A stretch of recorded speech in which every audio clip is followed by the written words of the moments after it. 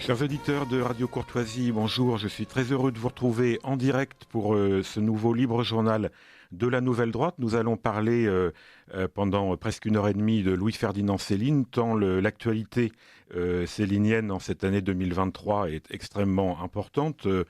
La publication de 3 inédits depuis l'année dernière, avec Guerre, Londres, et tout récemment, à la fin du mois d'avril, la volonté du roi Krogold, tous aux éditions Gallimard.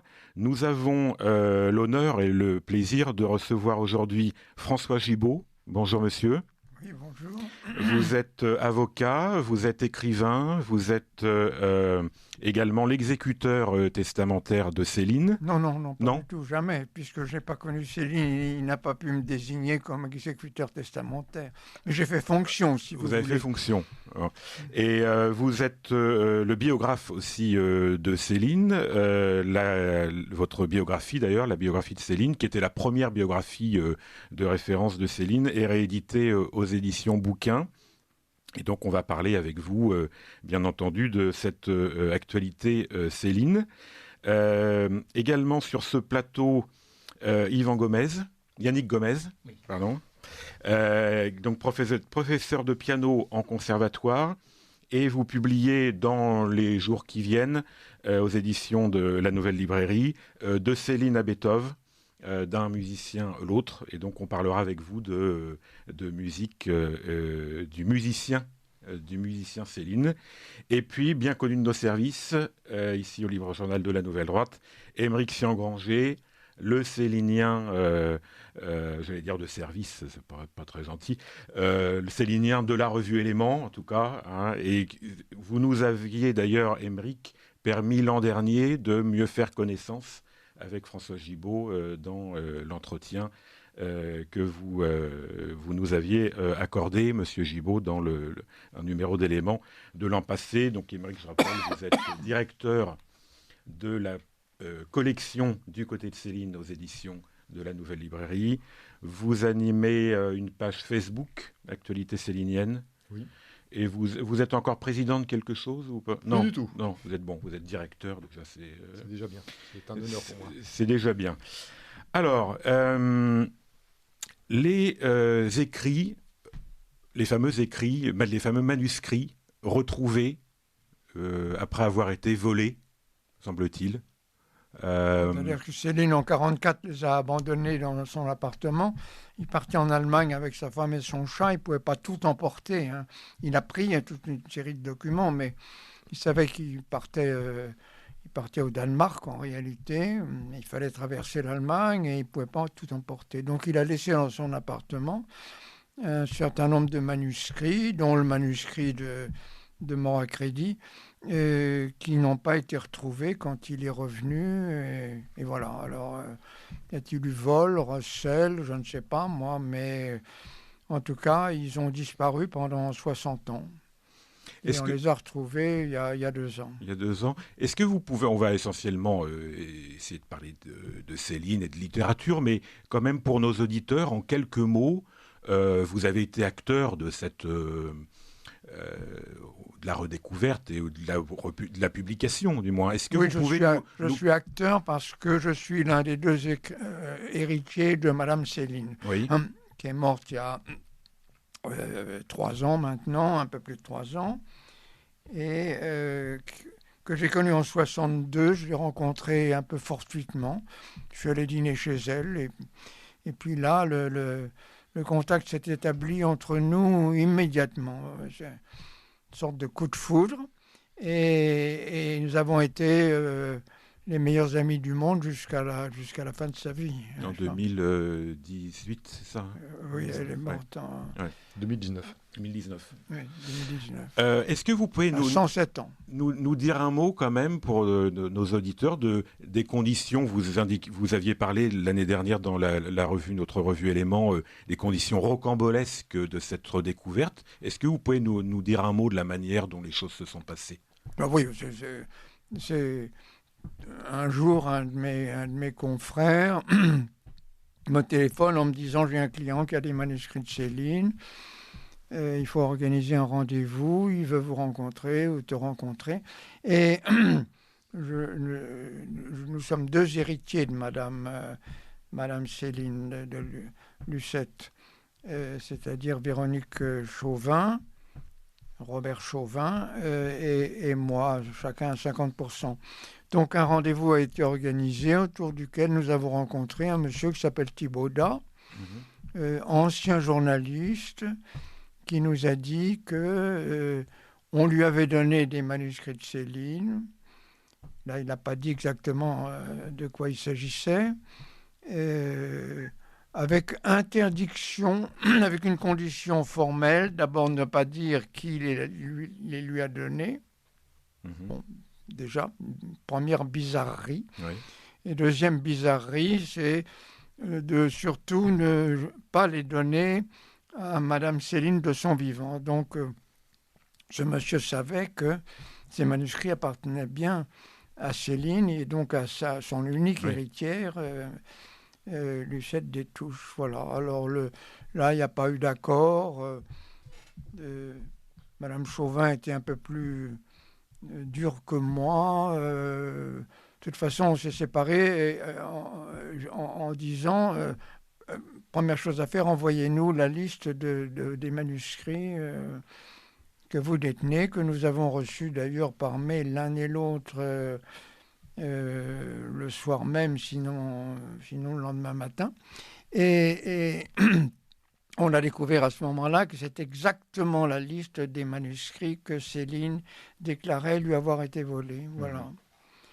Donc, alors à partir de ce moment-là, j'ai commencé à consulter un avocat. Nous avons commencé à consulter un avocat et nous avons dit que ces manuscrits dépendaient de la succession de Céline et donc de la succession de Madame des Touches et que nous en étions propriétaires. Parce qu'on dit que j'ai porté plainte. Oui, nous avons porté plainte. On finit par porter plainte, mais 8 mois après ce rendez-vous. Mon idée n'était pas d'aller au pénal, ni au civil d'ailleurs. Et il y a eu des correspondances entre avocats pendant des lettres officielles. Et l'avocat de Thibaudat a refusé de nous donner les manuscrits détenus par son client. À partir de ce moment-là, on a porté plainte et dès que M. Thibaudat, pour recel, mais 8 mois après, en février, le rendez-vous est eu en juin, et c'est en février que nous avons décidé, il n'y avait pas d'autre solution, de porter plainte. Et aussitôt que M. Thibaudat a été convoqué par la police, il a accepté de faire ce qu'il avait refusé de faire à l'amiable, c'est-à-dire de nous remettre les manuscrits. À partir de ce moment-là, moi, j'ai pas poussé ma plainte, c'était pas mon intention. Oui. C'était à nous d'abord de détenir les manuscrits qui ont une grande valeur. D'ailleurs, nous avons été taxés au titre des droits de succession, puisqu'on a rouvert la succession de Madame Céline et on nous a taxés sur ces très importants manuscrits. Et puis, c'était de les éditer, évidemment, et de veiller à ce qu'ils soient édités dans de bonnes conditions. Parce que ce monsieur Thibaudat, donc juste un dernier mot là-dessus, qui était donc journaliste à Libération. Il a été journaliste à Libération. On lui avait dit, la personne qui lui avait communiqué, qui lui avait donné les manuscrits, lui avait dit, comme je suis de gauche, je ne veux pas que vous donniez les manuscrits du vivant de Madame Céline pour ne pas qu'elle s'enrichisse avec ça. Alors, ça supposait qu'elle soit droite. Or, elle, c'est une danseuse. Oui. Elle n'a jamais été ni de gauche ni de droite. D'ailleurs, un peu comme moi. On est que le meilleur gagne. Elle n'a jamais voté. Oui. Elle n'a jamais fait de politique. Elle n'a jamais fait aucune déclaration politique. Et d'après ce qu'elle m'a raconté, souvent, elle était dans les années 30 contre la publication de pamphlets. Donc, ce n'était pas du tout une femme de gauche. D'ailleurs, Céline était-il un écrivain de droite ou de gauche? On peut se poser la question. Oui. Donc en tout cas, vous avez à ce moment-là, donc ces 6000 feuillets, c'est ça? Oui, c'est sans un volume précédent énorme. On comprend que Céline ne l'ait pas emporté en voyage. Oui. C'était pas possible. Oui. C'est sans précédent dans l'histoire de la littérature, je pense. Je crois que c'est sans précédent. On peut toujours imaginer qu'un jour ou l'autre, on va trouver je ne sais combien de milliers de pages de Voltaire ou de Rousseau. Oui. Mais c'est très improbable. Oui. On a retrouvé quelques feuillets de Marcel Proust. Mais on l'a retrouvé, mais c'était petit.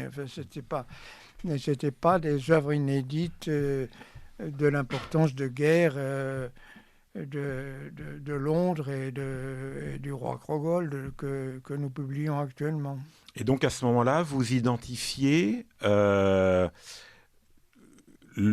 ces feuillets concernent donc guerre, Londres, la volonté du roi Krogold, oui, et des morceaux de casse-pipe. Des morceaux de casse-pipe, alors eux, très difficile, beaucoup plus difficilement exploitables, si vous voulez, parce que c'est pas un manuscrit complet. Le manuscrit complet de casse-pipe, on le cherche toujours. Ce sont le travail sur casse-pipe a été beaucoup plus difficile, encore plus difficile que celui sur Londres ou sur guerre. La difficulté, c'était la lecture des manuscrits. Mm-hmm. Alors, je dois dire, nous avons porté ces manuscrits chez Gallimard, bien entendu, tout de suite, puisque c'était l'éditeur de Céline, dans la Pléiade, dans Poche, dans la collection blanche. Et Gallimard a confié, sur mes conseils aussi, il faut bien dire, l'étude des manuscrits à des chercheurs de première qualité, hein. Pascal Fouché, oui. Pour Guerre, Régis Tetamanzi, et puis un garçon qui travaille chez Gallimard, qui a un rôle important, c'est Alban Cerisier, qui connaît bien l'œuvre de Céline aussi. Mmh. Et alors, quel a été votre sentiment quand vous avez eu en main ces... Moi, je me suis d'abord attaché à Guerre. Ouais. C'était celui qu'il fallait publier en premier. Enfin, c'était mon évidence. Ça a été aussi l'avis de Gallimard quand je lui ai demandé. Et parce que je suis un grand admirateur de Voyage au bout de la nuit. Oui. Pour moi, ça reste le plus grand Céline. C'est dans un sens peut-être son premier pamphlet, hein, parce qu'on parle toujours des pamphlets de Céline antisémites, mais il y a un côté pamphlet, surtout dans tout le début, les 3 premières parties de Voyage au bout de la nuit, la guerre, l'Afrique et l'Amérique. C'est une plume très agressive de pamphlétaire. Hein. Et c'est un livre qui n'a pas pris une ride, absolument pas une ride. Il est d'une actualité extraordinaire. Ça montre d'ailleurs que les écrivains, quoi qu'ils écrivent, ne changeront pas le monde. Hein. Le monde, il est aussi mauvais que du temps de Céline, et on peut même dire qu'il est pire. Je ne sais pas ce qu'en penserait Céline aujourd'hui. Voilà. Et alors donc, Guerre, c'est pas un chapitre de Voyage au bout de la nuit. D'ailleurs, c'est un roman complet, oui, mais qui se rattache tout de même à Voyage au bout de la nuit, dans la mesure où Céline raconte ce qu'il n'a pas raconté dans Voyage au bout de la nuit, ni dans aucun autre de ses livres, sa blessure à la fin de l'année, à la fin de la guerre de la première année de la guerre de 14, à la fin de l'année 1914, et ensuite son hospitalisation. Mais c'est un livre différent de Voyage au bout de la nuit, puisque d'abord il est complet, il y a un début, il y a une fin, et ensuite il s'achève par le départ à Londres, qui colle absolument avec le le début de Londres, puisqu'il arrive à Londres dans le second volume que nous avons publié sous le titre de Londres. Voilà. Et donc la thèse qui prévaut, enfin c'est la vôtre, je crois, c'est que Guerre, c'est 1934, quand Guerre, Voyage au bout de la nuit est de 32. 1932, date de publication de fin 32, date de publication de Voyage au bout de la nuit. Voilà, il a continué à écrire. À l'époque, ses livres étaient autobiographiques, tous autobiographiques, n'est-ce pas, pas de souvenirs, mais de souvenirs qu'il écrit des années après pour permettre à son imagination de jouer. Hein. Au départ, c'est pas une œuvre d'écrivain d'imagination parce que tout est vrai. Mais c'est quand même une œuvre d'imagination dans la mesure où Céline transpose les faits. Hein. Il les raconte à sa façon, il les embellit ou il est noirci. Oui. Il est noirci plutôt qu'il ne les embellit. Hein. Il l'a écrit d'ailleurs. Et c'est là que le travail de l'écrivain intervient, mais à partir de souvenirs vrais. Voilà ce qu'on peut dire. C'est à la fois autobiographique et ce sont des romans. Et comment peut-on expliquer si ce sont, comme vous dites, des romans à part entière, qu'ils n'aient pas été publiés dans les années 1930, je pense Guerre et Londres. Parce que Céline a écrit d'autres choses. Dans les années 30, il a écrit des pamphlets. Ouais. Et avant, il avait écrit Mort à crédit. Hein. Mort à crédit qui est un très, très gros volume, comme du même volume que Voyage au bout de la nuit, et c'est-à-dire son enfance et son adolescence qui manquait dans Voyage au bout de la nuit. Donc, il a toujours publié ses souvenirs finalement dans le désordre. Oui, c'est ça. Et quand on entend aujourd'hui, Monsieur Bramy, je crois, par exemple, dit, lui considère plutôt Voyage au bout de la nuit comme étant un extrait, une partie de Voyage au bout de la nuit. Enfin, il voit Guerre, comme une partie de Voyage au bout de la nuit, arguant du fait que de Noël considérait que le Voyage au bout de la nuit était trop long, qu'il serait trop coûteux et que moi, c'est pas du tout partie mon opinion, puisque dans Voyage au bout de la nuit, après la guerre, il s'en va en Afrique. Et dans le fin de guerre, il s'en va en Angleterre. Donc, ce sont, voyez-vous, des récits différents et on ne peut pas dire que c'est un morceau de Voyage au bout de la nuit. Ça, c'est pas du tout mon opinion. Pas du tout mon opinion. Et quand le manuscrit de Voyage au bout de la nuit se trouve à la Bibliothèque nationale et il n'est pas question des faits qu'il raconte dans Guerre, dans Voyage au bout de la nuit. Il n'y a pas une première version, il n'y a pas un chapitre qu'il a rayé pour le publier ultérieurement. Non, c'est pas du tout.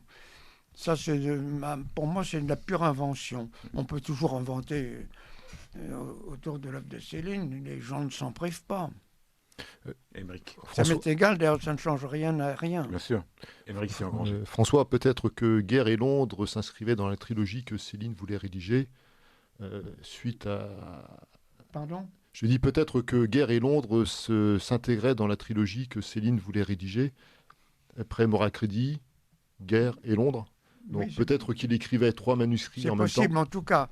Ce qui est certain, c'est que ces 2 manuscrits se suivent. Hein, puisque l'un finit par le départ à Londres et l'autre par l'arrivée à Londres. Hein. Ce sont des manuscrits qui se suivent et qui devaient être publiés dans l'ordre, c'est-à-dire Guerre puis Londres. Et ceux qui voient Londres comme étant une forme de brouillon de Guignol's Band, qu'est-ce que vous en pensez ? Non, il a raconté les événements de Londres dans 3 livres, finalement. Et... Bon, je ne peux pas dire que l'un soit le brouillon de l'autre. Hein. Ça n'est pas mon... En tout cas, il est certain que quand il a publié Guignol's Band, Londres était déjà écrit. Oui, oui, mais justement, certains disent que c'est peut-être une forme de première version. Ça m'est égal. Oui. On peut dire ce qu'on veut. Oui, bien sûr. Le livre tient par lui-même. Le livre tient par lui-même. Il a été vendu à moins d'exemplaires que Guerre, puisque Guerre, nous sommes à peu près à 200 000 exemplaires vendus, et Londres, d'après ce qu'on m'a dit, 50, peut-être 60 000 exemplaires, ce qui est déjà un très grand succès de librairie. Est-ce que vous vous attendiez à un succès pareil ? Je m'attendais, oui, compte tenu de l'intérêt que présentent ces manuscrits et de la publicité qui a été faite autour de la découverte des manuscrits. Je m'attendais à un grand succès, mais peut-être pas. En tout cas, je l'espérais. Alors c'est une question que je pose à vous trois, et je sais en tout cas François Gibault et Émeric Sion-Granger que vous êtes dans les cercles céliniens. Et comment est-ce que la réception, est-ce qu'il y a une réception différente auprès des céliniens, je veux dire des spécialistes, de Guerre et de Londres ?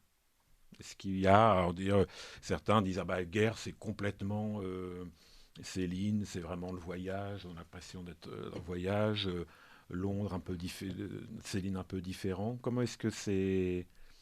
Moi, je ressens l'écriture de Londres différente de celle de Guerre. Oui. Moi, j'étais un peu comme Émile Bramy, j'avais l'impression que Guerre avait été écrit pendant la rédaction de Voyage au bout de la nuit, au niveau du style.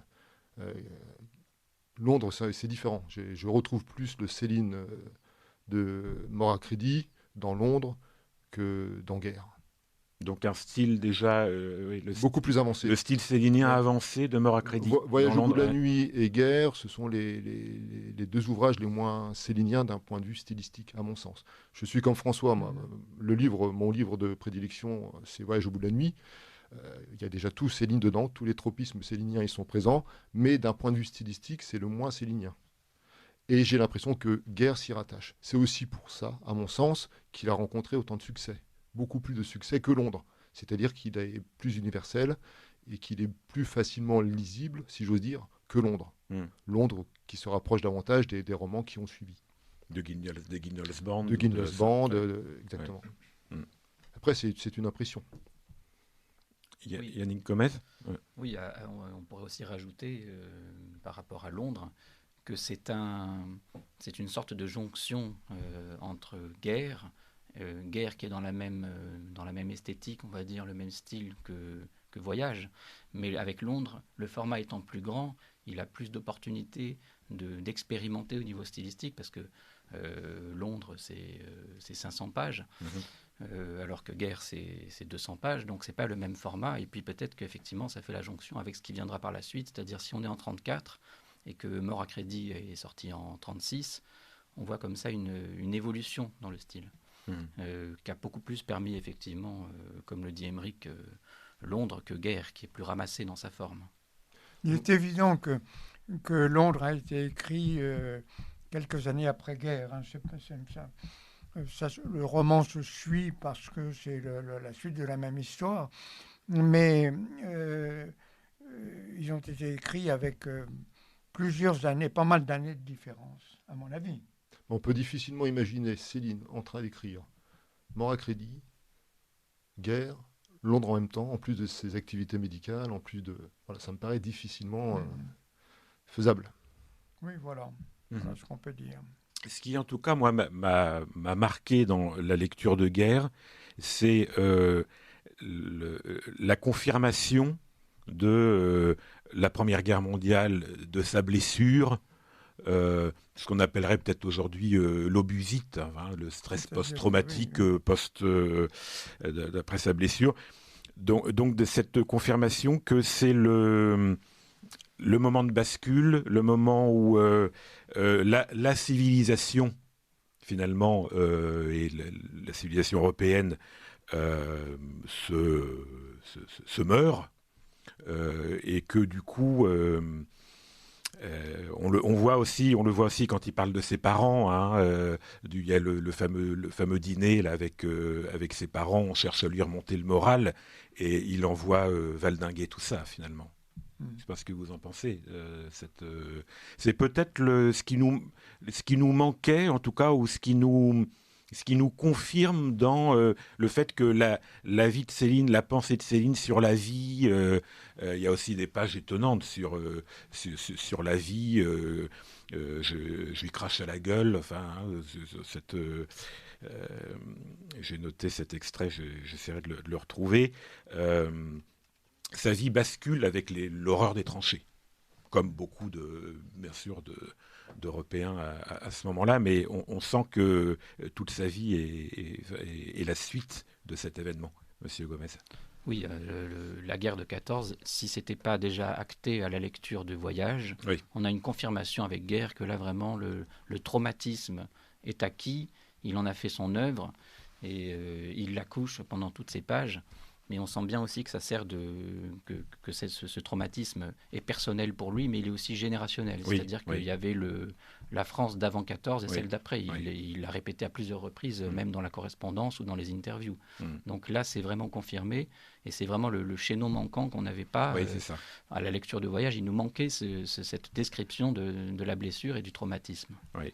Et, il faut savoir que la guerre de 14 a été un événement qui a marqué très profondément toute une génération, pas seulement de Français, mais d'Européens. Moi, je suis fils d'ancien combattant de la guerre de 14. Oui. Je suis né en 1932, donc j'ai le souvenir des conversations de mon père qui se révoltait à l'idée que une nouvelle guerre mondiale allait intervenir, en tout cas une guerre d'abord entre la France et l'Allemagne. Tous les hommes de cette génération qui ont combattu sont revenus avec une idée en tête, plus jamais ça. La der des der, enfin tous les slogans qu'on connaît. Et Céline... La guerre de 14 a été l'événement qui a marqué le plus Céline et qui permet d'expliquer beaucoup de choses. Même ses écrits polémiques, il faut les rapporter à la guerre de 14. Hein. C'est une conséquence de la guerre de 14 et de la guerre suivante qui était présente dans tous les esprits. Hein. Comme je viens de le dire, mon père était hanté à l'idée qu'une nouvelle guerre allait opposer la France et l'Allemagne. Dès la deuxième page, là, on a ces phrases « J'ai attrapé la guerre dans ma tête, elle est enfermée dans ma tête ». Et puis page 34, le passage que j'évoquais tout à l'heure, « Je la regardais, moi, la vie, presque en train de me torturer. Quand elle me fera l'agonie pour de bon, je lui cracherai dans la gueule comme ça. Elle est tout con à partir d'un certain moment, faut pas me bluffer, je la connais bien, je l'ai vue, on se retrouvera, on a un compte ensemble, je l'emmerde. » Ah oui. Alors là, on a la guerre Céline, et puis dans toute sa splendeur, si je puis dire.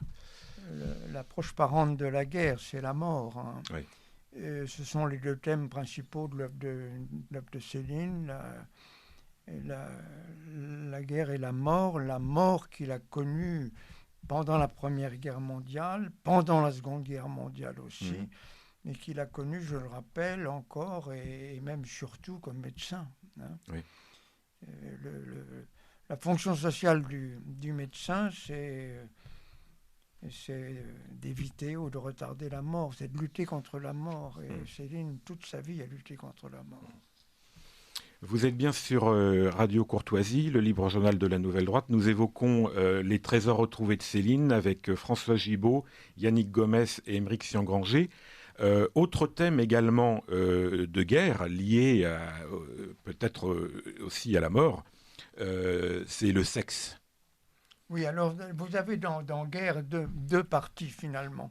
La première partie qui est la plus autobiographique, c'est-à-dire quand il est par terre, blessé, entouré de cadavres, il a soif, il a faim, il ne peut pas se lever, puis il y arrive.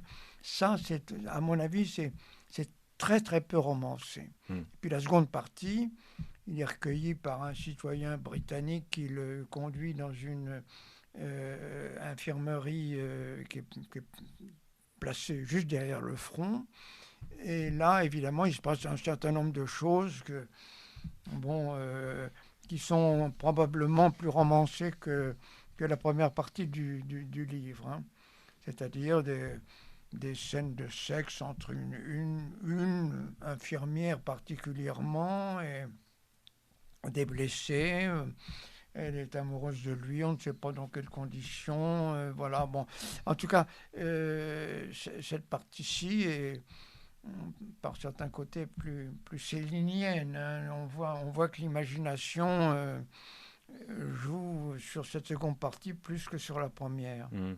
J'ai pensé aussi dans ces moments à Michel Houellebecq et au fait de... C'est pour ça que je disais que le sexe était peut-être lié à la mort ou au tragique de la vie, c'est-à-dire une forme de dérivatif, mais finalement un peu triste de la tragédie humaine ou de la condition humaine. Oui, c'est une façon...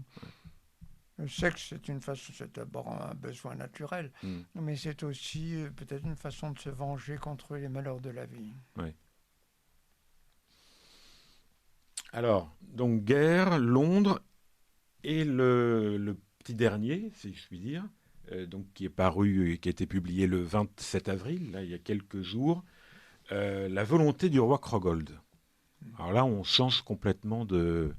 Là, on change complètement. Ça montre que Céline était un écrivain qui pouvait écrire des livres dans plusieurs genres, n'est-ce pas, des genres très différents. Le roi Krogold, c'est écrit dans un style classique. Là, il y a quelques 3 points, mais enfin, la ponctuation est également classique et c'est une espèce de conte. Je ne sais pas comment dire, moyenâgeux, avec des châteaux, des forêts, des seigneurs, des sorciers, et puis des combattants, bien entendu, puisque de tout temps, les peuples se sont fait la guerre. Hein. Donc voilà, c'est un roman, c'est pas un roman, c'est un conte qui tient une place vraiment à part dans l'œuvre de Céline et qui montre qu'il était un écrivain capable d'écrire de plusieurs manières et dans des genres très différents. Et d'où lui vient ce goût pour les légendes médiévales? Il y a une part de rêverie d'enfance. Je ne peux pas l'expliquer, mais enfin, il est certain qu'il est fasciné par ça. Et que le roi Krogold, il en parle dans d'autres livres, il en parle dans Mort à crédit, donc bien avant, et dans Guerre, presque 100 ans. Voilà, ça, il est obsédé par ça, par cette idée d'écrire de cette manière. Et voilà, je ne peux pas l'expliquer, mais c'est un constat. Je crois qu'il explique dans une lettre adressée à Milton Indus, le 29 mai 1947. Donc je vais citer Céline. « Je suis celte avant tout, rêvasseur bardique. Je peux raconter des légendes comme on pisse, avec une facilité qui me dégoûte, des scénarios, des ballets, tant qu'on veut. En bavardant, c'est vraiment là mon don. Je l'ai plié au réalisme par esprit de haine, de la méchanceté des hommes, par esprit de combat. Mais en réalité, ma musique, c'est la légende. » Oui, c'est une très belle citation. Donc j'ai l'impression que Céline avoue sa passion pour ce genre médiéval. Et le roi Krogold, le roi René ont existé pendant toute sa vie jusqu'à la fin de ses jours, puisqu'il en parle. C'est le côté classique dans Féerie. De Céline. Oui, c'est ça. Mais le biographe que vous êtes n'a pas d'explication particulière. Non, il n'y a pas d'explication, il n'y a pas de repère. Moi, qu'on puisse dire, c'est que les parents de Céline n'expliquent pas ce goût de la tradition et ni son enfance, ni les événements successifs de sa vie ne permettent d'expliquer cela, du moins de mon point de vue. Yannick Gomez ? Oui, parce que la citation que vient de faire Émeric me rappelait quand même que c'est une constante dans les préoccupations de Céline, s'il était très attaché à la Bretagne quand même. Donc, qui dit légende celte, dit aussi Bretagne. Il a fait ses études de médecine à Rennes, il ne faut pas oublier. Il a souvent été aussi à Saint-Malo et aussi à Quimper. Donc, souvent, il se proclamait breton. Donc ça, c'est pas le fait d'avoir ces légendes celtiques, gaéliques, le rattache à cette Bretagne il y a une géographie de Céline aussi. Oui, c'est une terre de légende, hein, comme chacun sait. Alors, les réactions, Émeric Siengranger, des Céliniens, là, de votre groupe, par exemple, sur ce Krogold, qu'est-ce que ça nous dit ? J'ai noté quelques réactions, puisque j'ai fait un sondage dans mon groupe Actualité Célinienne. Alors, Jacques Josset, que vous connaissez, François, que tu connais, je qualifierais cette œuvre de pseudo-épopée tragicomique dans la lignée du pèlerinage de Charlemagne à Jérusalem, parodie de la chanson de Roland. Une autre personne, je n'ai lu qu'une 20aine de pages, mais pour être franc, je me suis ennuyé ferme. Je n'ai pas retrouvé la puissance des insipides céliniens et j'ai vraiment l'impression d'un texte brouillon. Bien malin celui qui peut retrouver Céline sous Krogold. Autre réaction, à la lecture des extraits de ses œuvres théâtrales dans les divers romans, je n'ai aucune envie de découvrir cette dimension de Céline. Je laisse ma part. Bon, il y a quand même oui, il y a une réaction. Éric Mazet, que tu connais aussi, c'est du Salammbô celte. Céline nous étonnera toujours, on le croit, là, il est ailleurs. Oui, ça fait mon point de vue aussi. Chacun est libre de ses opinions et c'est pas mon opinion, c'est autre chose, c'est un autre Céline. Et c'est justement très intéressant de voir que le travail de l'écrivain est complètement différent de ce qu'il va faire dans Londres, dans Gingolf's Band ou dans la trilogie finale. Alors, dernière citation, fascinant, du pur Céline, extravagant, poétique, linguistiquement aliciant, ce qui veut dire séducteur. J'attendais ce texte mythique avec impatience, mon enthousiasme est à son comble, un texte fondamental et pas moins important que ses autres romans. Il est vrai, le mot poésie est certain, c'est un texte, il y a beaucoup d'éléments de ce texte qui sont poétiques, d'autres qui sont philosophiques, voilà, bon, il y a beaucoup de choses à découvrir. C'est un texte qu'il faut lire continuellement, minutieusement et que j'ai apprécié. On y trouve tous les tropismes de Céline. Ah, oui, la mort, oui, comme je dis le sexe, la mort, le sexe, la violence, l'amour, la poésie, l'amour. Tout est la guerre. Alors, guerre. C'est un roman de guerre, hein, c'est une histoire de guerre. Donc, ce sont les thèmes céliniens, mais dans un style alors, dans la légende inattendu. du roi René, c'est encore un style très académique. Ça a été écrit au début des années 30, après Voyage au bout de la nuit. C'est très académique, c'est le plus complet des deux manuscrits. Donc, c'est très facile à lire. Par contre, la volonté du roi Krogold, qui est moins complet, est plus célinien dans le style. Puisqu'il invente... C'est plus avancé, oui. Il puise dans Villon, mais il invente aussi une langue. Je cite Claude Arnaud dans Le Point, qui parle de néo-vieux français, c'est-à-dire qu'il va puiser dans le vieux français. Oui. Mais comme à son habitude, il crée néo-vieux. Sa propre langue. Voilà, néo-vieux français. Et tout est son contraire. Oui, on peut il est classique et moderne dans sa vie ou dans l'homme ou dans l'écrivain, voilà, tout est son contraire. Il est irréductible. Oui, Yannick Gomez, on en parlera avec vous tout à l'heure au niveau de la musique, mais justement, c'est ce côté précurseur. C'est-à-dire qu'on peut pas le ranger dans une case, c'est ça son génie. Vous avez des écrivains qui sont dans un registre tout à fait flamboyant, qui sont tout à fait étonnants, mais Céline nous étonne dans tous les registres. Quoi qu'il touche, il a une façon d'attaquer la chose, de travailler, de remettre en perspective sa matière. Après, il y a évidemment les affinités personnelles qui peuvent rentrer en jeu. C'est vrai que ces écrits-là, en ce qui me concerne, moi, me sont plus difficiles. Je parle de La volonté du roi Crocol. Ceci dit, je ne l'ai pas terminé, je suis en train de le lire. Mais quoi qu'il en soit, on retrouve effectivement, je suis d'accord, les tropismes céliniens, Thanatos, Eros, la guerre, tout ça, mais Céline, c'est un touche-à-tout. Il va aussi... au milieu des pamphlets, vous avez des ballets, des esquisses de ballets.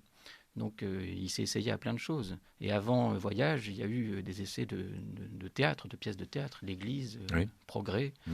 Donc voilà, c'est un aventurier de la littérature. La réception, François Gibault, dans le monde de ces manuscrits retrouvés, nous en sommes à combien de traductions je pense plus de 20. Plus de 20. Sinon, l'œuvre de Céline, Voyage au bout de la nuit, est traduite dans je ne sais combien. Ah oui, c'est pratiquement dans toutes les langues du monde. Mais là, Guerre est traduit en créole. D'accord. Et en turc même, je crois, j'ai vu ça. Mais en l'espace d'un an, en l'espace d'à peine un an, on en est à... il a été publié. J'ai les chiffres, Thomas. Voyage au bout de la nuit a été publié en israélien dans pratiquement toutes les langues du monde. Émeric a les chiffres de la préfecture. Exactement. Ouais. Pas encore en latin. Pour Guerre, on a en ce moment 27 traductions en cours et 14 pour Londres. Oui, considérable. Ah oui, ça. Dont des versions en anglais, en italien et même en turc. Des adaptations en livre audio avec la lecture de Denis Podalides. Oui. Les sorties en poche qui se feront bientôt. En et folio. puis aussi une adaptation théâtrale, aussi, théâtrale de Guerre qui va se faire, qui va se monter. Ah oui. D'accord, ça c'est un projet. Oui, c'est ce on va évoquer, je voudrais qu'on évoque avec vous l'adaptation cinématographique de Voyage au bout de la nuit, mais cette adaptation théâtrale de Guerre, elle est planifiée, elle est prévue, elle est programmée. D'accord. Peut-être parlons maintenant éventuellement de ce projet d'adaptation cinématographique. Vous savez, moi j'en ai connu 10. Des projets avec Madame Céline. Ouais. Beaucoup de metteurs en scène ont pensé adapter au cinéma Voyage au bout de la nuit. Alors actuellement, il y a un projet, un de plus. J'espère qu'il se réalisera. Mais enfin, rien n'est signé et on en parle depuis, je ne sais pas moi, 1 an, 18 mois. Est-ce que c'est souhaitable quand prenons l'exemple des adaptations de la recherche de Proust. Bon, mis à part peut-être Un amour de Swann, parce que c'est un récit à part et qu'on peut plus facilement peut-être adapter, qui a donné lieu à quelquefois des choses correctes. Comment est-ce qu'on peut adapter un monde, un univers? C'est difficile et très coûteux parce qu'il faut aller en Afrique, il faut aller en Amérique et beaucoup d'adaptateurs hésitent parce qu'ils savent qu'ils seront critiqués, bien entendu. Oui, parce que pour retrouver l'atmosphère, la musique... Comme on a critiqué, à mon avis, pas à juste titre, les films qui ont été faits sur Proust. Oui, oui. Voilà, ce sont des chefs-d'œuvre difficiles à adapter. C'est plus difficile à adapter qu'un Madame Bovary ou un roman de Zola. Bien sûr. Bon, vous seriez favorable quand même, vous attendez ça. Céline le voulait, oui. Céline aimait le cinéma et il l'a souhaité. Madame Céline l'a souhaité également. Et comme je vous dis, moi, j'ai peut-être pas 10, mais enfin, un grand nombre de projets qui ont avorté. Pourquoi ne pas l'adapter plutôt en série comme Canal+ a envisagé de le faire à une époque? Adapter Voyage au bout de la nuit, mais en série, une dizaine d'épisodes par exemple. puisque le roman est très long, il fait 600 pages. On peut évidemment adapter, comme ça a été fait pour Proust. Il n'est pas question de faire un film sur la recherche du temps perdu. Non. Ça serait un film qui durerait des heures et des heures et des heures. Même chose, on peut imaginer effectivement une adaptation partielle. Yannick Gomez, qu'est-ce qu'il faudrait mettre comme musique dans une adaptation? Oui, là, c'est la question. Non, mais parce que ça ferait partie. Voilà, ça fait partie aussi. Il faudrait forcément, pour les scènes de guerre, quelque chose quand même qui soit un minimum trempé. Ouais. Effectivement, ça pourrait être, par exemple, des extraits de certaines symphonies, mais de mouvements rapides de Beethoven. Mais bon, on peut aussi aller chercher dans des esthétiques plus françaises, parce que c'est vrai que Céline est quand même avant tout, il se revendiquait plutôt de Couperin, donc du côté français du manche musical. Mais enfin, on peut imaginer n'importe quoi. Ça va dépendre évidemment de qui va se charger de ça. Mais il faudrait déjà d'abord, avant de parler de la bande son, que la bande tout court s'opère. Oui, il les est dialogues. Les 3 premiers chapitres de Voyage au bout de la nuit constituent chacun des entités complètement différentes, de lieux, en Afrique, en Amérique ou sur le front, et de genre, dans les 3, Céline part en guerre, il part en guerre contre la guerre, il part en guerre contre la colonisation, il part en guerre contre l'exploitation de l'homme par l'homme dans dans la grande industrie américaine. Mais ce sont des thèmes vraiment différents, et donc on pourrait très bien couper, ça c'est sûr. Comme on aurait pu publier finalement les chapitres séparément. Et trouver un dialogue qui ne soit pas du mauvais Michel Audiard, c'est peut-être c'est compliqué. Michel Audiard voulait justement... oui, je crois, oui. Moi, je l'ai connu, j'ai rencontré avec lui, j'ai dîné avec lui. Mais il n'avait pas les fonds pour le faire, et voilà, bon, ça ne s'est pas fait. Alors, quels sont les autres projets éditoriaux aujourd'hui, là, après ces trois événements qui ont marqué l'année qui... Vous m'accorderez que c'est déjà pas mal. Oui. Mais alors, la Pléiade, il faut remanier la Pléiade, du coup. La Pléiade sort, là, ça y est. Oui. Elle est refaite. Ils ont Moracredi a été supprimé du premier tome. Moi, je n'ai pas eu beaucoup à m'en occuper, même presque pas. Mais ça va être, une vraie refonte et l'introduction des nouveaux livres dans la collection de la Pléiade. Et le casse-pipe qui n'a pas été, lui, publié, republié dans la collection blanche, augmenté des manuscrits. Là, le casse-pipe, en revanche, est remanié. Le casse-pipe de la Pléiade est complété au vu du très grand nombre de feuillets concernant ce titre. Et aussi le manuscrit de Moracredi, qui a été retrouvé dans les feuillets. Alors, le manuscrit de Moracredi, nous en avons fait une dation à la Bibliothèque nationale, parce qu'il faut payer les droits de succession. Et elle est en bonne voie, et c'est donc un manuscrit qui va rejoindre à la Bibliothèque nationale celui de Voyage au bout de la nuit. Mais il va pas changer l'édition. Il va changer un peu l'édition actuelle. Les commentaires, oui. Henri Godard a fait tout un travail pour comparer les manuscrits. Oui, bien sûr, en fait. Le manuscrit est intégré dans le volume 2 de la Pléiade. D'accord. Voilà. Alors qu'il était dans le tome 1. Non, mais là, je parle du manuscrit qui a été retrouvé dans les inédits. Ah oui. Il intègre le volume 2 de la Pléiade. Oui, c'est ça. Et puis alors la question qui divise, les écrits pamphlétaires.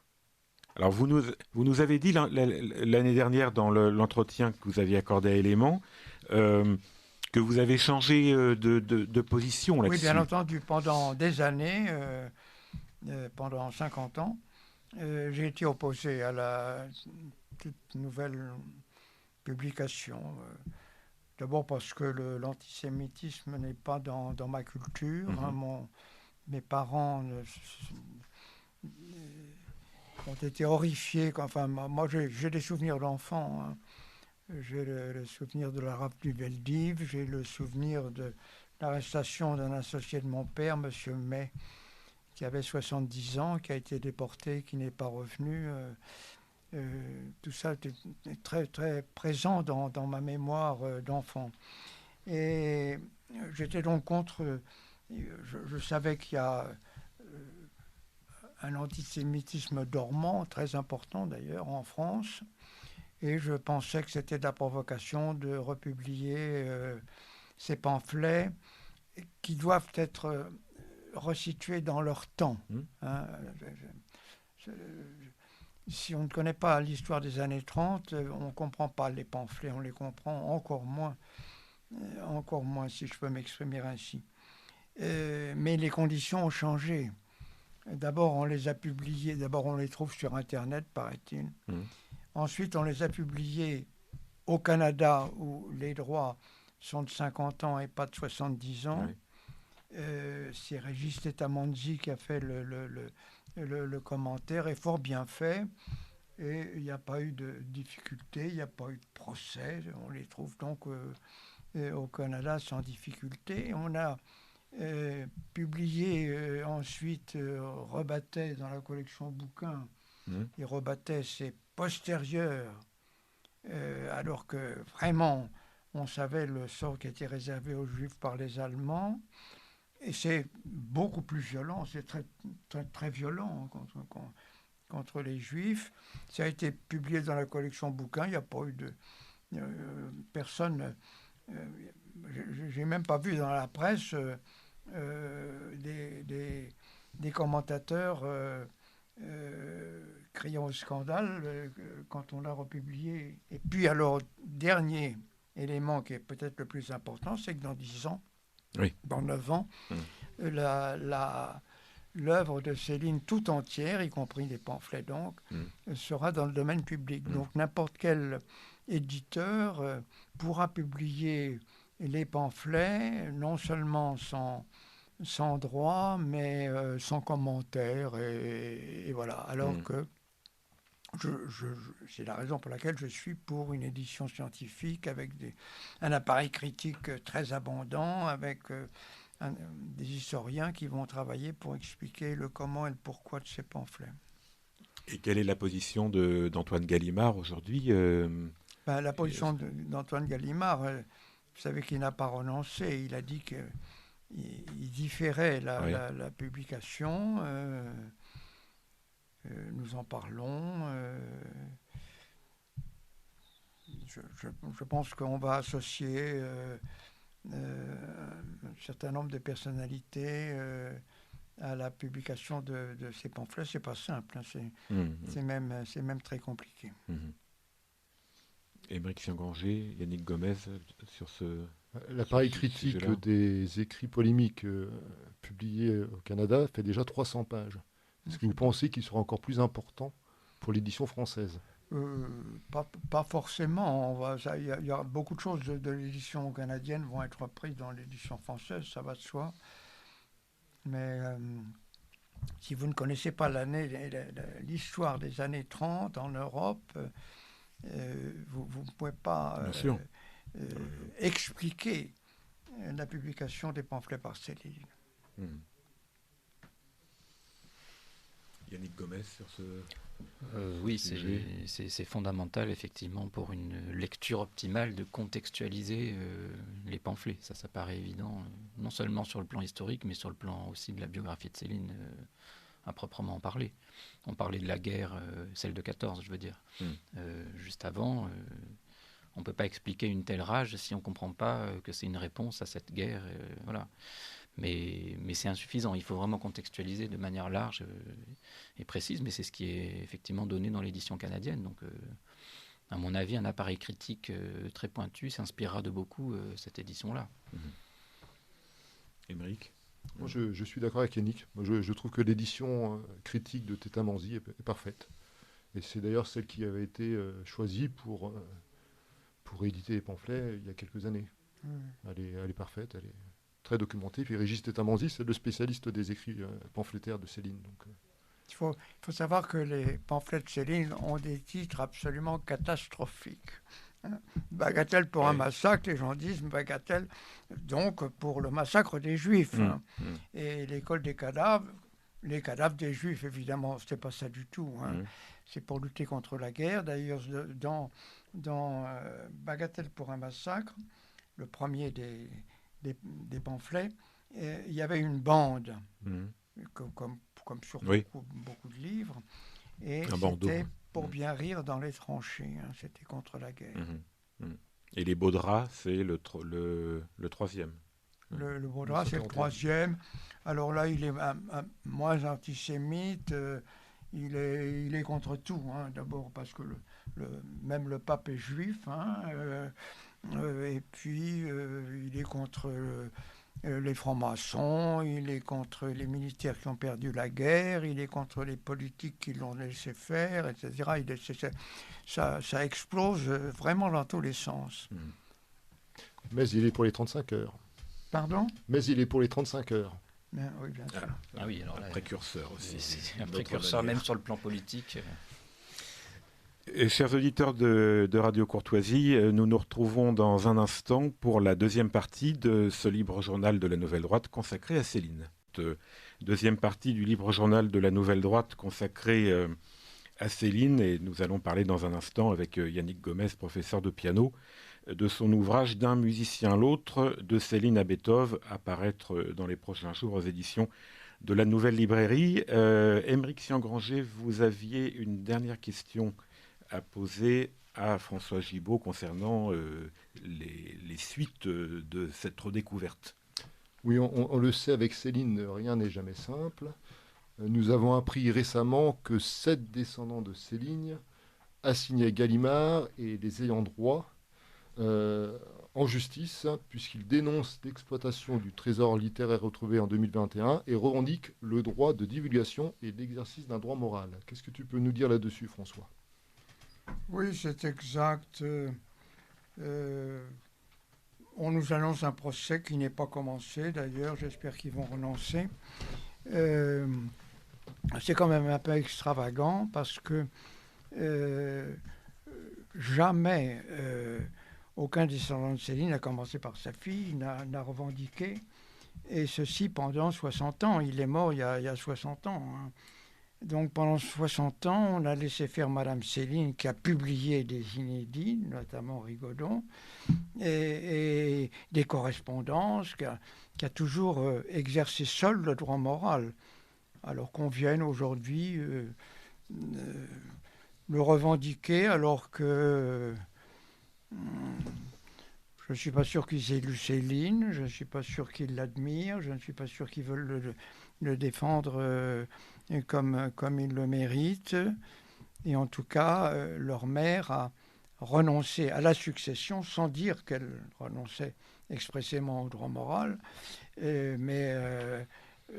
les enfants, alors mineurs tous, ont renoncé également par leur père à la succession. Je constate d'ailleurs qu'il n'y a que 7 héritiers qui interviennent, alors que d'après moi, je ne sais pas combien ils sont, mais ils sont très nombreux, il y en a une vingtaine. Donc déjà,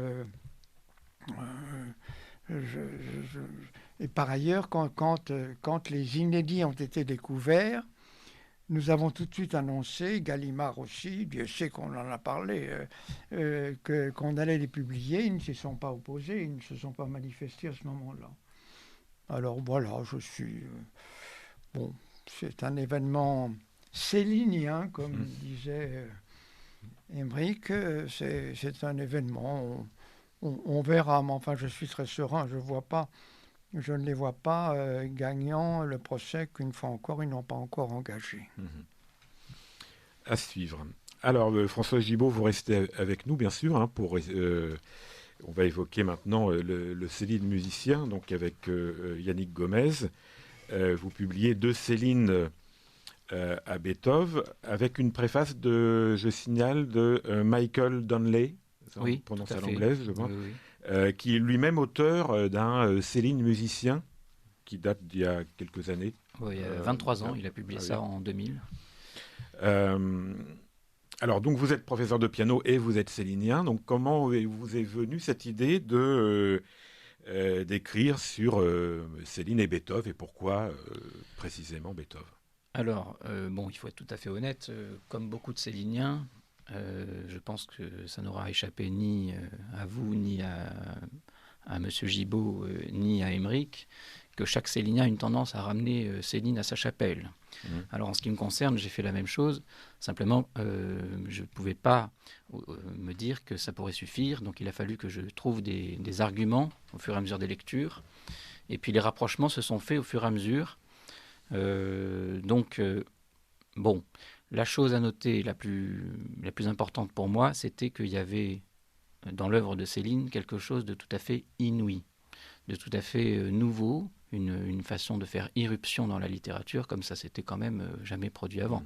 Alors ce qui n'enlève en rien le génie de ses prédécesseurs, on n'est pas à comparer, mais disons que ce style qui alpague le lecteur, il a fallu que je fasse un parallèle en me disant, mais évidemment, Beethoven, on est d'accord que c'est tout à fait anachronique comme comparaison, ça peut paraître un petit peu improbable au demeurant, mais à y regarder de plus près, on y trouve une foule de points communs. Par exemple, dans l'histoire de la musique, dans son évolution stylistique, Beethoven arrive aussi à un moment donné où les choses, l'esthétique change, et il y met vraiment sa patte, sa signature. Il élargit le cadre qui était celui des formes, que ce soit dans les sonates, dans les quatuors ou dans les symphonies. Il lui aussi fait preuve d'une grande nouveauté. Et cette nouveauté, c'est en fait un coup d'envoi de la modernité, alors même qu'on est dans une esthétique classique. Et là aussi, c'était pour ça que c'était assez intéressant de faire ce parallèle, parce que je suis tombé sur la conclusion que Beethoven est un moderne, qui est évidemment un classique, et que quelque part Céline est devenue un classique, tout en étant très moderne. Donc ces deux termes sont insuffisants évidemment à les cataloguer. Mais il faut quand même bien à un moment donné poser des mots sur deux œuvres aussi monumentales que celle-là. Et puis, dans la foulée des lectures, sont venues toute une série de rapprochements que j'ai faits. Bon, par exemple, vous avez Bagatelle pour un massacre. Bagatelle, c'est ni plus ni moins que des pièces que Beethoven a écrites, des petites pièces, comme son nom l'indique, de moindre importance, mais très valables musicalement par ailleurs, qui sont... il a écrit des bagatelles. Dont la fameuse, la tristement fameuse... Oui. Voilà, lettre à Élise. Voilà. Oui, alors ça, c'est une bagatelle aussi. Mais enfin bon, c'est pas forcément celle-là que je retiendrai, même si c'est celle qui a eu le plus de succès. Mais voilà. Après, en continuant le parallèle aussi, bon, j'ai lu que quelque part, Céline aussi, quand on s'intéresse à sa biographie, on voit bien qu'il y avait aussi un bain musical qui était le sien, même si c'était pas cette musique-là, la grande musique classique, il était plutôt porté sur l'opérette, la musique légère, celle de l'opéra comique qui était au passage Choiseul, qui était donc tout à fait voisin. Sa grand-mère a été un peu aussi pour une sorte de modèle, soit qu'il a un peu sorti, lui donner une sorte de base culturelle. Mais chemin faisant, on a aussi dans la biographie des rencontres qui ont été importantes. Je pense par exemple à cette pianiste Lucienne Delforge. Même si leur histoire a duré à peu près un an, de l'année 1935 à 1936, c'était une pianiste et on sait... qu'il a écouté au récital plusieurs fois et que même certaines exécutions ont pu l'influencer dans son œuvre. C'est Henri Godard qui raconte ça dans les notes dans Mort à crédit, qu'il y a une scène qui l'aurait inspiré pour finir une scène où le fils tue le père. Alors là, c'était parce qu'il avait été influencé par une exécution de l'étude révolutionnaire de Chopin, mais avec la fréquentation du Seydenelforge, des horizons au niveau de la musique s'ouvrent aussi. Et puis, il a aussi cette lettre que beaucoup de Céliniens connaissent, mais où il avoue quand même que la musique classique, c'est quelque chose qu'il écoutait aussi. Je cite Céline. « J'ai piqué mes trilles dans le music-hall anglais, certainement comme Vallès, mais pas dans les babillages du music-hall, dans le rythme, la cadence, l'audace des corps et des gestes, dans la danse aussi, dans la médecine aussi, dans l'anatomie, dans la musique classique, je l'avoue. » Donc voilà, dans la musique classique, il l'énumère quand même. Donc bien sûr, on peut toujours trouver un tas de choses. C'est une véritable fourmilière à Céline. Mais après, c'est vraiment la question aussi, plus tard, c'était de voir le caractère. On a aussi un Beethoven qui était très en colère sur sa destinée, personnellement. Oui. Voilà pas qu'on retrouve un Céline très en colère sur sa destinée. Alors évidemment, ça peut convenir à beaucoup de gens, sauf que beaucoup de gens n'ont pas forcément accouché d'une telle œuvre. Donc voilà. La colère et le génie. La colère et le génie qui cohabitent en un homme. Et enfin, un idéal de grandeur. Alors là, ça c'est l'importance aussi d'éclater le cadre. Vous avez ça avec la 9e symphonie de Beethoven, où là, l'importance du vocal, qui était de toute façon déjà tapis dans son œuvre, mais fait irruption de manière monumentale. Le vocal, on sait aussi très bien que dans l'œuvre célinienne, c'est absolument important. Pas que l'oral, je dis le vocal, parce que voilà, la chanson, il y a eu un énorme essai qui est paru en 2004 par Michael Ferrier, Céline et la chanson. Donc là, il est évidemment tout à fait dans son registre, contrairement à moi qui suis un petit peu plus différent là-dessus. Mais la musique, au sens plus général, fait vraiment un tapis sonore dans toute l'œuvre de Céline. Et ça, on peut y trouver tout un tas de jonctions. Après, chacun peut ramener... il y a eu des tas d'études sur la musique dans Céline, mais pas vraiment sur l'aspect de l'irruption et la cassure commise par un style tout à fait nouveau. Et Beethoven ouvre une voie. Il en clôt une, celle du classicisme, et il en ouvre une autre, celle du romantisme. Mais en fait, il va au-delà du romantisme, c'est-à-dire que tous ceux qui sont venus après lui se sont sentis un peu intimidés, par exemple, pour ce qui est de composer des symphonies. Je pense qu'après Céline, beaucoup d'auteurs ont pu aussi se sentir intimidés à se mettre à écrire, si bien sûr ils avaient connaissance de son œuvre. Voilà. Alors évidemment, quand je dis son œuvre, je l'entends dans son entièreté, c'est-à-dire depuis les premières lettres à ses parents de 1907, jusqu'aux derniers écrits qui ont fait surface, mais en tout cas jusqu'à Rigaudon pour la chronologie. Voilà. Quand on pense à Céline et à la musique, on pense aussi tout de suite à la petite musique célinienne, celle que les lecteurs de Céline connaissent, c'est-à-dire et que un Fabrice Lucchini, par exemple, dont Fabrice Lucchini a fait ses choux gras, l'oralité mise en texte. Vous allez au-delà de ça. C'est pas simplement cette petite musique célinienne. Oui, je vais au-delà parce que la petite musique célinienne, on se réfère ça avec la cassure opérée par les 3 points dans la phrase, à partir notamment de Mort à crédit. Quoiqu'en fait, maintenant, les manuscrits qui sont ressortis nous montrent qu'il y avait quand même déjà justement des tentatives dans Londres, un petit peu moins dans Guerre, mais de plus en plus. Donc oui, c'est une petite musique qui vient dynamiser la phrase, qui vient lui donner une sorte en même temps, de brisure par rapport à la phrase classique, académique qu'on avait l'habitude de trouver dans tous les romans, enfin académique dans le sens où le rythme n'était pas heurté à ce point-là.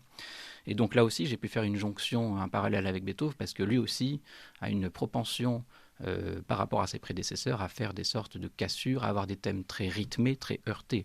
Il faut bien voir que le rythme, c'est l'élément fondamental de la signature thématique, sonore de Beethoven, même si bien sûr on ne peut pas le réduire qu'à son rythme, l'harmonie, la mélodie. Mais le rythme, vous avez fait entendre tout à l'heure le premier mouvement de la pathétique, on a bien compris l'importance du silence et du rythme. Et bien chez Céline, le silence sert de respiration dans sa phrase. Donc là encore, on peut aussi trouver des points communs. Alors après, on dit petite musique. Moi, je suis parti du principe que c'était pas qu'une petite musique. Pour lui, la musique, il l'a dit à plusieurs occurrences. Là, j'ai cité une lettre, mais ça revient de manière récurrente dans toute son œuvre. Et c'est pas pour rien si Rigaudon, c'est son dernier titre. Rigaudon, c'est une danse, c'est une musique aussi. Donc c'est voilà, musique et danse, bien sûr, parce que l'une ne va pas sans l'autre. On danse sur de la musique et voilà. Et pour lui, on fait de la musique aussi en espérant danser. Donc il fait danser la phrase et à travers, il fait danser la vie. Et pour moi, c'est devenu quelque chose de beaucoup plus que petit. C'est devenu pour moi une grande musique. C'était du reste le parti pris de Michael Donnelly. Quand j'ai montré les débuts de mon travail à ce monsieur, il m'a fait un retour en me disant « Ah oui, vous avez trouvé là quelque chose de nouveau, il faut aller dans ce sens », même si ça pouvait paraître un petit peu étonnant comme parallèle. Mais au fur et à mesure des arguments qu'il pouvait trouver, je pense qu'il a trouvé ça assez convaincant, au point d'accepter d'en faire la préface. Mais voilà. Donc, pour moi, Céline, d'ailleurs vous le dites aussi, Monsieur Gibault, dans votre biographie, il s'adresse à l'oreille du lecteur. Il procède comme un compositeur de musique. Vous écriviez, Monsieur Gibault, que Céline voulait écrire pour l'oreille comme un compositeur. Et donc ce parallèle avec Beethoven, ça vous intéresse? Ça m'intéresse beaucoup de ce que je viens d'entendre. Hein. Vous avez dit qu'il aimait l'opérette à cause de ses parents, de l'éducation qu'il avait reçue. Hein. Il était dans le quartier des opérettes et il aimait aussi beaucoup la musique militaire. Et quand il entendait la Marseillaise, il se mettait au garde à vous, même chez lui tout seul. Quand il entendait la radio, il se levait, il se mettait au garde à vous. Hein. Et non, ce qui est important là, dans ce que vous dites, et ce qui m'intéresse, c'est le côté inventeur de Beethoven, et qu'on retrouve également chez Céline, qui est l'inventeur d'un style. C'est très banal de le dire. Et puis, ce que vous dites aussi, c'est que Céline parlait. Céline est un écrivain pour l'écrit, c'est ses livres. Mais le Céline parlait, les extraits de son œuvre sont faits pour le théâtre, sont faits pour la parole. On pense évidemment à Fabrice Lucchini, mais il y a eu des quantités d'autres qui n'avaient d'ailleurs pas le talent de Fabrice. Mais c'est une écriture qui est très facile à transposer dans l'écrit. Et puis alors, ce que vous avez dit aussi, c'est le rapport, il ne faut pas l'oublier, entre Céline et la danse. Hein, l'admiration qu'il avait pour les danseuses. Il a eu avec lui... qui ont partagé sa vie, enfin les deux principales femmes de sa vie, c'est-à-dire Elisabeth Craig et Lucette Almanzor, étaient toutes les deux des danseuses. Hein.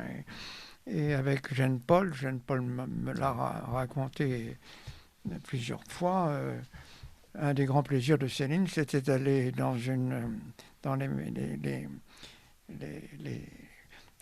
assister à des cours de danse, n'est-ce pas? Alors, il n'avait pas le droit d'être exactement dans la meilleure... Mais comme il connaissait les maîtresses de ballet, alors on les mettait derrière un paravent et ils regardaient tous les deux Céline. Ils regardaient tous les deux les danseuses. Ils étaient très excités par les cours de femmes, les gymnastes aussi, et les danseuses. En tout cas, le rapport entre... la musique et la danse n'est pas à démontrer. Et c'était par la danse aussi que Céline a approché la musique et qu'il l'aimait. Et vous avez bien fait d'évoquer sa relation avec Lucienne Delforge, que j'ai rencontrée, moi que j'ai connue. Il est allé l'entendre, non seulement en France, mais il est allé... assister à des concerts qu'elle donnait en Autriche. Alors après, elle s'est trouvée, elle, pour des raisons politiques, à Sigmaringen, et elle a joué du piano, tandis que Lucette dansait dans le grand salon du château. Et voilà ce que je peux dire. Moi, je vais vous lire avec beaucoup d'intérêt, bien sûr. Oui, j'ai retrouvé une citation de votre biographie. Hein.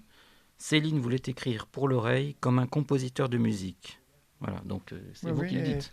Et il a écrit aussi que les gens qui ne dansent pas leur vie sont vraiment des gens qui sont passés à côté de quelque chose de très important. Et à une lettre à Albert Parras, encore lui, il décrit ses livres, il dit que ces livres sont en tension transposée musicale extrême du premier mot au dernier sur 700 pages. Pas une syllabe au hasard. Je me sers du langage parlé, je le recompose pour mon besoin. Et je pense que le mot recomposer, Yannick, est important. Alors évidemment, c'est incontestable qu'il y a un rythme dans le style célinien qu'on retrouve évidemment en musique. J'avais évidemment, on me fait une citation. J'ai inclus cette citation de cette lettre à Albert Parras dans l'introduction parce qu'il met le verbe recomposer. Alors évidemment, recomposer suppose qu'il y a eu d'abord le fait de composer. Donc c'est quelqu'un qui travaillait ses manuscrits. Voilà encore un autre point commun. Alors évidemment, on va dire tous les compositeurs travaillent leurs manuscrits, c'est pas le propre de Beethoven, mais quand même quand on voit les photos des manuscrits de Beethoven, ils sont hyper travaillés, très raturés. Il revenait dessus. Et Céline, lui aussi, il revenait dessus, il travaillait. Sans quoi on n'aurait pas eu tous ces brouillons, toutes ces amorces. Voilà. Donc on a aussi, avec eux, une facette de l'artisan avant d'être artiste. Donc ça, c'est fondamental pour la personnalité de Céline, il me semble. Et puis enfin, la musique, pour lui, c'était bien sûr la danse, mais c'était aussi une manière de donner de la légèreté à la vie.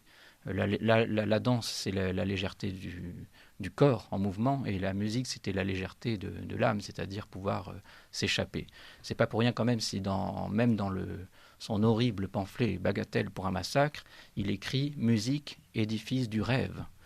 Là aussi, c'est l'autre parenthèse que j'ouvre, c'est de dire que dans les pamphlets, évidemment qu'on ne peut pas faire sien tous les propos, mais il y a beaucoup de pages qui sont à étudier de près, à regarder vraiment. Il y a beaucoup de poésie qui transpire dans les pamphlets. Donc ça, il ne faut pas le laisser de côté parce qu'on l'a aussi évoqué tout à l'heure. Voyage au bout de la nuit, quelque part, est pamphlétaire. Et d'une certaine manière, j'irais à dire aussi que Bagatelle pour un massacre est romanesque. C'est-à-dire que, encore une fois, on ne peut pas tout à fait sectionner ou, comme dirait Nicole Debris, désosser Céline. Vous avez parlé de légèreté, la danse, la musique, effectivement.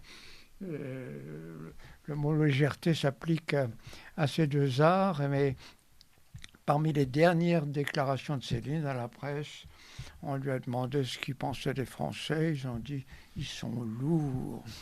Eh bien, le style de Céline, il est léger comme la musique. Voilà. Alors après, évidemment, il y a des contradictions, parce que Beethoven n'est pas toujours léger, il peut être lourd, mais c'est une lourdeur qui s'inscrit dans une esthétique.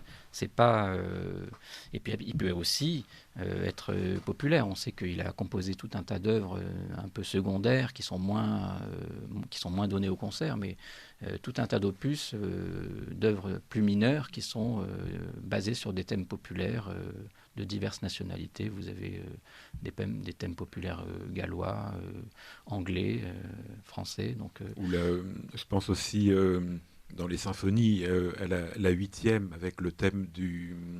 Oui. Comment on appelle pour marquer le rythme, qui est un hommage à l'inventeur du métronome. Voilà. Je sais pas oui, d'accord. Oui, ben voilà. Facétie. Oui. Beethoven, mais le rythme, Beethoven de toute façon. Le rythme, c'est une marque de vie, là aussi pour les deux hommes. Et puis, on ne le dit pas beaucoup. Enfin, si, pour Céline, on le sait, il était assez colérique envers ses amis, envers ses éditeurs. Là aussi, Beethoven était affreusement, comme c'est le moins qu'on puisse dire, soupolé avec certains amis et avec ses éditeurs aussi. La correspondance le montre tout à fait. Et puis, on parlait aussi, c'est vous qui évoquiez le côté militaire. Alors là, pour Beethoven, moins, quoiqu'encore, il a dû pour se faire une place à Vienne, qui était la capitale de la musique, hein, comme chacun sait, faire composer des œuvres de circonstance, un peu d'allure martiale. Et enfin, la conclusion, c'est quand même l'hymne européenne qui est venu du final de la 9e symphonie. Donc, il y a comme ça, si on y regarde de plus près, beaucoup plus de points communs qu'au préalable. On pourrait se dire, oui, c'est tout à fait anachronique, mais l'anachronisme, c'est pas un problème. On a souvent comparé Céline à Villon, à Rabelais, à Vallès. Là aussi, c'est anachronique. Donc, il faut voir en quoi ça peut être viable. Et donc, voilà, ça a été un peu mon travail, si vous voulez. La surdité et les acouphènes. Alors, voilà, l'oreille, oui. l'atteinte à l'oreille, oui. Absolument.